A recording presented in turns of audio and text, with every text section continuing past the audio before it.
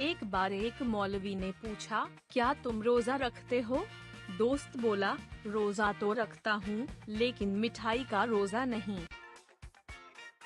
अगर कोई कहे कि वह फज्र की नमाज के लिए जल्दी उठता है, तो उसका मतलब है अलार्म की आवाज से डरना।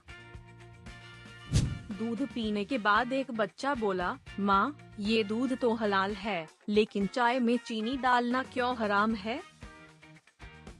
जब इफ्तार का समय आता है, तो हर कोई सोचता है, क्या खाऊं? और फिर सब्जियां भी खुद को छुपाने लगती हैं। एक दोस्त ने कहा, मुझे नमाज के लिए जल्दी उठने में मुश्किल होती है। मैंने कहा, तू अलार्म को बिस्किट दे दे।